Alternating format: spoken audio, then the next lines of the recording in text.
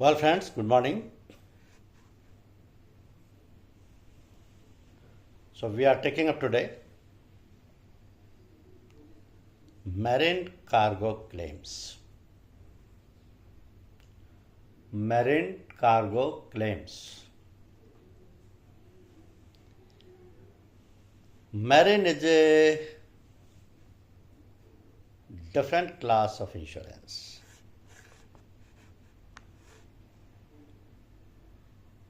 And as far as marine section is concerned, it has two branches, cargo and hull.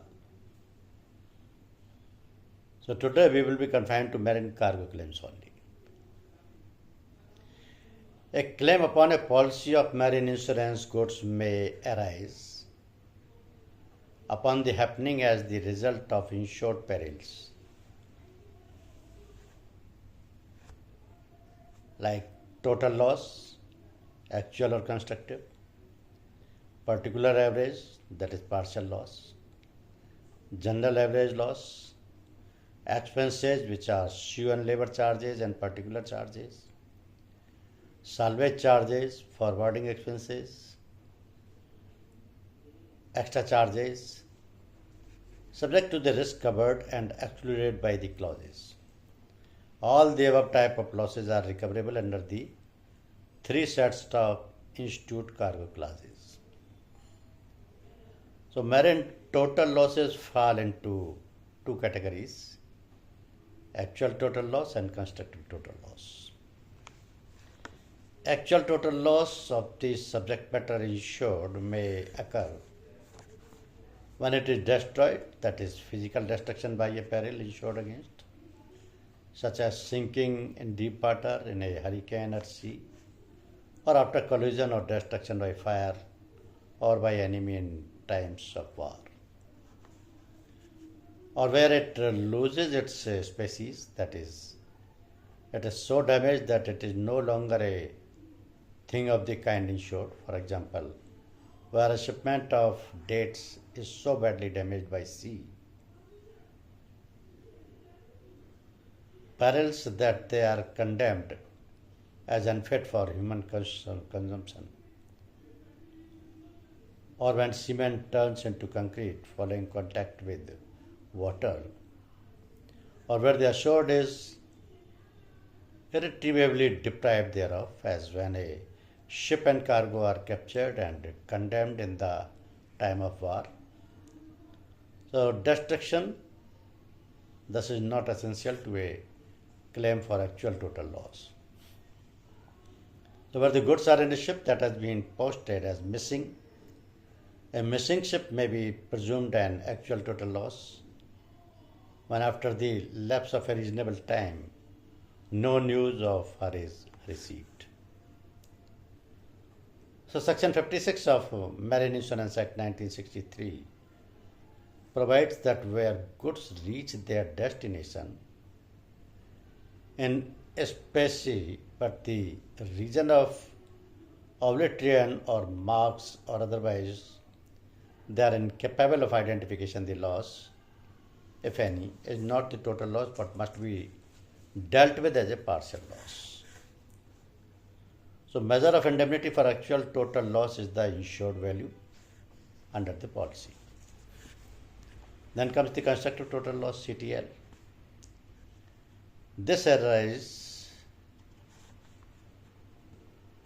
when the actual total loss of the goods appears to be unavoidable, when the goods could not be preserved from actual total loss without an expenditure that would exceed their value, when an assured is deprived of the possession of his goods and it is unlikely that he can recover them, or the cost of recovery would exceed their value when recovered. So where the cost of repairing damage and forwarding the goods to their destination would exceed their value on arrival. Where there is a loss of voyage, namely where there is a practical and effective impossibility of ever sending the goods on their port of destination. So broadly, a constructive total loss may be better understood where it is recognize that an actual total loss is a physical total loss and it is absolute, whereas a constructive total loss may be termed a commercial total loss, thus implying that whilst the subject matter is not destroyed and is not an actual total loss, it would not be worth the cost or efforts to save or repair or recondition the property. So for cargo, the criteria are the cost of recovery, reconditioning the cargo, and forwarding it to its destination. If those cost exceeds the value on arrival at destination, a constructive total loss may be claimed. So to substantiate a claim for constructive total loss, the assured must give notice of his intention to abandon the goods to the underwriter and claim it CTL. The notice must be given without delay because the purpose is to give the insurer the opportunity to reduce or prevent the loss. This duty is waived only when the notice cannot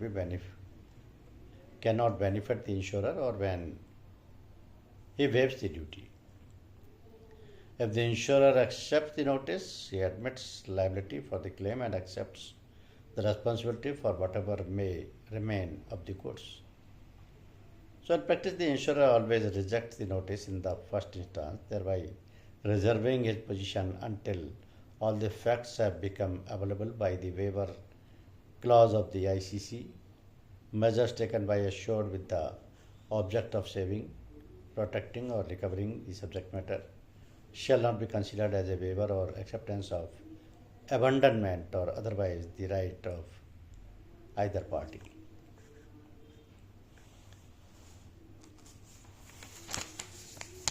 The next one is particular average. Particular average is partial loss or partial damage caused fortuitously by a peril insured against and thus does not include damage voluntarily incurred, such as general average damage. So the measure of indemnity for particular average to cargo varies according to whether it takes the form of loss or part of the cargo or of cargo arriving damaged at the destination. Total loss of part of cargo is also possible. And then damaged cargo, when the whole or any part of the goods insured is delivered damaged at destination. The measure of indemnity is such proportion of the sum fixed by the policy in the case of valid policy or of the insurable value in the case of an unvalued policy as the difference between the gross sound and damage value at the place of arrival bears to the gross sound value. Then there is the salvage loss. It may happen in the event of cargo sustaining damages that it can be sold in its damaged state at a place short of its destination to better advantage than if it is reconditioned and forwarded. In such an event, in the interest of caution, it is frequently agreed to sell the cargo at the intermediate port of the best price available. The decision is usually taken with the approval of the insurers and the insured, and necessary arrangements are made by Lloyd's or company agent at that place. So the settlement on the policy is made by the insurers, paying the difference between the insured value and the net proceeds of sale. Then there is general average loss. Since general average arises independently of insurance and concerned losses, other than losses of goods, it is dealt with comprehensively. So a definition of general average is found in section 66 of Marine Insurance Act 1963 and in Rule A of the York Antwerp Rules 1975. 4. A general average loss may be either a sacrifice or an expenditure extraordinary in nature, voluntarily and reasonably incurred in time of general peril for the common safety of the maritime adventure. So when all these essentials are present, there is a said to be a general average act. For example, a loaded vessel which has stranded and is fast aground may jettison part of her cargo into the sea to lighten her draft for refloating purposes. Occasionally, cargo is jettisoned to reach the seat of a fire, and the resulting losses will all be treated as general average sacrifice. Then, other than general average, there are shoe and labor charges. So a duty is imposed on the assured by the common law that he should at all times act as if he were uninsured. In other words, he should take all reasonable measures to avoid or minimize a loss to his property, to give the obligation practical expression, and to encourage the assured himself and through the servants and agents to take all practical steps to avoid or minimize loss or damage. The cargo clauses contain what is known as the shoe and laboring clauses. So this clause not only draws the attention of the assured to the common law obligations revolving upon him, but also contains an undertaking on the part of the insurers to meet all reasonable expenses incurred in averting or minimizing a loss recoverable under the policy. Such expenses are known as shoe and labor charges and are a form of particular charge. Then there are salvage charges. Third parties who voluntarily and independently of contract render services to maintain property at sea, which are of material assistance in saving the imperiled property, are entitled under maritime law to claim salvage. So this salvage awarded to salvors as a portion over the value saved and on which it has been assessed, provided the services were incurred in preventing loss from any cause, except those excluded under the Institute cargo clauses. The insurers insuring the respective interest would be liable to their proportion of the salvage. Then forwarding charges are there. The Institute cargo clause includes a forwarding charges clause which states that when the insured transit is terminated at a port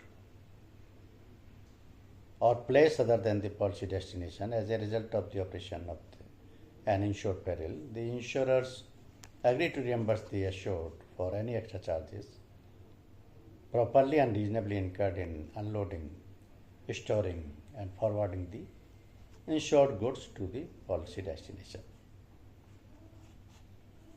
Another one is extra charges. The expenses of protest, survey, and other proofs of loss, including the commission or other expenses of a sale by auction, are examples of extra charges. These expenses are not admitted to make up the percentage of a claim and are only paid by the insurers in case the loss amounts to a claim without them. Marine underwriters are liable for such extra charges only if the claim is admissible. In other words, they are not met at all if any franchise stipulated in the policy is not reached without their exclusion. So, these are a few claims which are in practice in marine insurance and relate to the cargo category. There is a provision of claims payable abroad. In respect of marine claims arising and payable outside India, they are adjusted and settled by claim settling agents named in the policy.